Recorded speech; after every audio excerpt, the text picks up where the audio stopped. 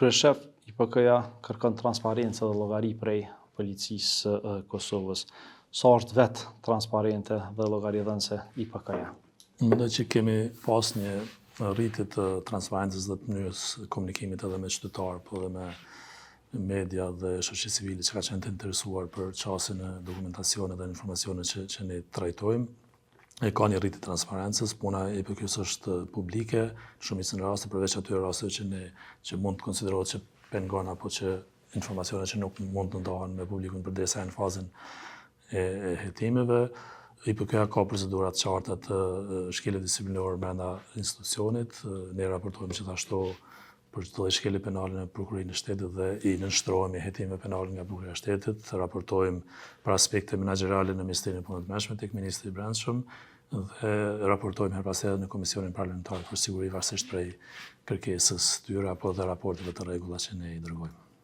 Çu janë raportet me Ministrinë e Punëve të Brendshme, duke ditur që ka pasur dhe vazhdon të ketë kritika për çastin që e kanë pasur edhe në raport me policinë. Shpeshherë kemi pasur që politikanë, në këtë rast ministri, merr pjesë në përdo operacione që i shohim në për veprime operative të policisë. Shpeshherë kemi pasur që marrin edhe guximin, dalin publik të flasin për detajet të punëve operative të policisë të Kosovës. Nganjëherë në vend se të flet policia e Kosovës, flet ministri për atë punë që e ka bërë policia e Kosovës.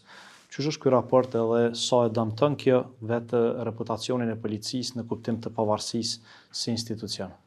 Edhe inspektorati dhe policia janë agjencione që funksionojnë në kuadër të Ministrisë së Punëve të Brendshme. Sigurisht që jemi në një kupol, jemi pjesë e Ministrisë së Punëve të Brendshme, ne njoftojmë ministrin për gjitha veprimet që ndërmarremi. Si IPK mund të flas me kompetencë që nuk ka asnjë lloj ndikimi apo ndërhyrje në aspektet operative, ka përkrahje të vazhdueshme për punën e inspektoratit policor që bëjmë, në ushtrimin e funksionit dhe mandatit ligjor. Çështja e komunikimit mes policisë dhe Ministrisë sigurisht është rregulluar në bazë të mënyrës se si funksionojnë ata. Nuk mund të flas për atë pjesë se sa i takon ose jo, mirë po unë mund të flas që si IPK ne kemi pas përkrahje të vazhdueshme për Ministrisë së Punëve të Brendshme në të gjitha proceset dhe asnjëherë nuk ka qenë pengesë që ne ta ushtrojmë detyrën në mënyrë të pavarur dhe profesionale. Okej, s'po ngarkoj më shumë, meqenëse se e thash që kanë qenë publike gjitha ato raste kur kemi pa ministrin dhe drejtorin të policisë, po që primat në konferenca ka pas ministri duke shpalosur detaje për cilat nështë edhe parimisht edhe në bazë ligjes duhet ketë fare informacion. Po i kthehemi pak te llogaridhënia e kësaj pyetjes së fundit te IPK-ja.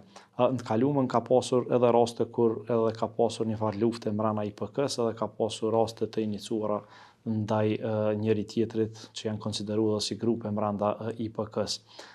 Sa ka arritur që kjo situatë të përmirësohet edhe si janë sot raportet në IPK, edhe a ka raste kur janë duke u hetuar edhe vetë zyrtarët e IPK-s? Nuk ka grupe në IPK, gjithë struktura e Inspektoratit Policor të Kosovës funksionon në mënyrë jashtëzakonisht mirë, në një atmosferë të mirë të punës. Gjithë rezultatet të punës që kemi janë rezultati i punës dhe angazhimit të gjithë zyrtarëve policor. Sigurisht që ka pas raste në të kaluarën, ka pas iniciime të procedurave, ka pas kallëzime penale, ka pas raste që janë trajtuar nëpër gjykata, gjithë ato kanë marrë epilog, nuk kemi ndonjë rast të hapur.